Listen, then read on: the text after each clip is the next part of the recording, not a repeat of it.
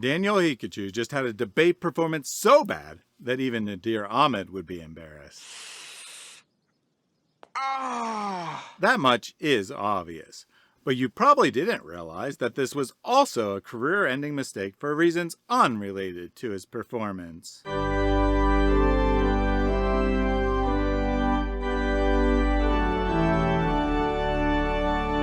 Nadir Ahmed has long held the unofficial title of world's worst Muslim debater.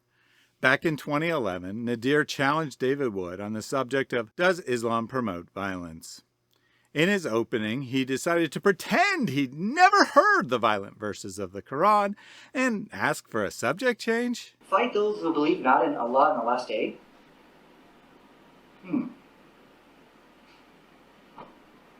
Well, can we change the topic to what we all have in common? That's actually a much better topic, don't you think? I mean, actually, because we do have a lot in common.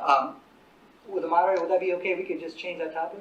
It was an incredibly stupid tactic, but it was a joke as he immediately followed up the theatrics with, but David is ignoring the hadith. Nadir then used the rest of the debate to argue a particular hadith provided context that shows the violence was conditional.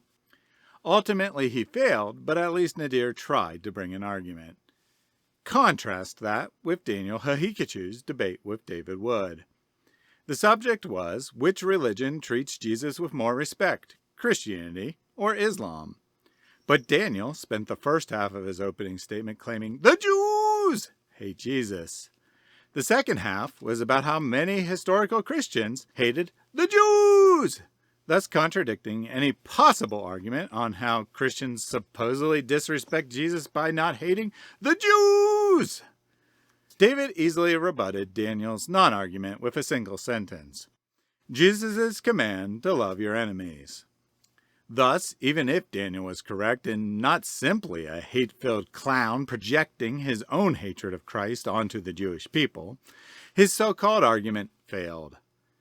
As the debate progressed, Daniel got more and more unhinged, claiming the evil Jews fund David Wood. That's going to put him in bad position in hot water with his benefactors, with his patrons. Control Hollywood. Who do you think are the people who are overrepresented in positions of power within the media and Hollywood? Control the government. Israel can't starve these Palestinians to death without the support of the U.S. government. Created the USSR to kill Christians. Millions more were killed in Soviet Russia by Bolsheviks, most of whom were ethnic Jews. And basically control the entire world. They view you as a donkey.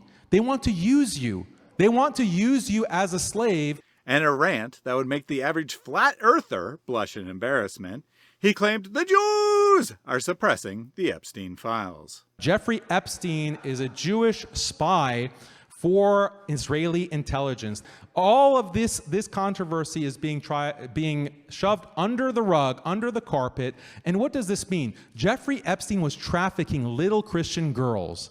Little Christian girls being raped by politicians for blackmail material. This is something that's known. This is what is happening to little Christian girls, but Christians like David have nothing to say about this. They have nothing to say. They have not a little bit of respect or love or compassion for these crimes that are being committed for the purpose of controlling the United States population for the support, or the government for Israel. The only anti-Semitic note he forgot was the space lasers. Jewish space laser gun. He demanded David condemn the Talmud, then said it was perfectly fine for the Quran to quote it. I don't understand this Christian IQ problem. Just because I cite a text, that doesn't mean I agree with everything in it or disagree with everything in it. He lashed out at questioners, calling them paid agents of Israel. This guy, if anyone doesn't know, he's an agent. He's paid by Israel. He's just reciting lines. He's a token brown person. And nearly started crying on stage about how unfairly he was being treated. It's not even the debate topic. They're asking just questions about Islam, and they can just watch material of mine instead of having to relitigate all of this. So I think I'm done. Despite the moderator bending over backwards to protect Daniel from the crowd's spontaneous laughter and giving Daniel the last word on absolutely every question. I spoke with multiple debate coaches and judges, and everyone agreed Daniel would have received 0 points in formal scoring. Zero. I asked my friend, who teaches debate to high school students, if it was the worst performance he ever saw, and he said pretty much. When you can't even beat high school students who hate the assignment and phone it in, you know things are bad. So what happened? Why was Daniel so far off the rails? My question to Daniel hints at the truth. Daniel, in your first rebuttal, you made a very interesting comment. You said, can David have the respect to actually prepare for the debate topic at hand? I am very confused because I can't figure out what the debate topic is. You seem to be debating, should Christians be Zionists or not, or are Jews evil or not, or something along those lines. So my question is, did you propose a topic of, should Christians be Zionists? As someone who helped organize the conference, I knew that Daniel had proposed the topic, should Christians be Zionist? David is not a Zionist and is not interested in politics, so naturally it would make no sense for him to accept such a debate, and he declined. Daniel then proposed the respect topic. Everyone was confused as to why he would suggest such a topic. As even Muslims pointed out to him, it was a very bad idea.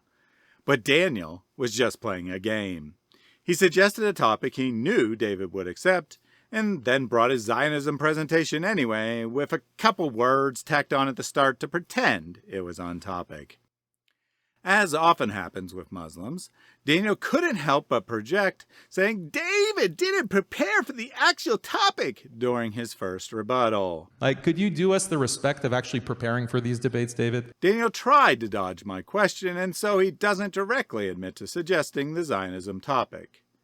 In his weaseling, he ironically exactly admits to failing his own accusation, that he prepared the material for a different debate. I was preparing a debate that got into other issues. Daniel had one goal, and one goal only for this debate: convince the Muslims who hate the Jews to follow him on social media. Ironically, Daniel left that part of his supposed argument unsaid, never once pointing out how much Muslims hate the Jews. I guess just taking it for granted that everyone already knows that. So why did I call this a career-ending mistake? Think about it. What is the most dishonest thing a debater can possibly do? Agree to a subject and then ambush the opponent with a completely different one. That is exactly what Daniel did. Muslims might not care and just be like, I hate the Jews, so Daniel won! But no serious person should ever consider debating Daniel again. He won't honor any agreement and will attack you on whatever he feels like attacking on, no matter the subject. This should be the last debate Daniel ever has. It should be the end of his debate career. It is now your job to ensure this happens. If you see Daniel announcing some future debate, let his opponent, whether Christian or not, know the tactic. Let them know what a snake Daniel is and that he can't be trusted. I've got more videos on Daniel's disastrous debates coming up, so be sure to subscribe and hit the bell for notifications. Thanks for watching, and I'll see you again soon.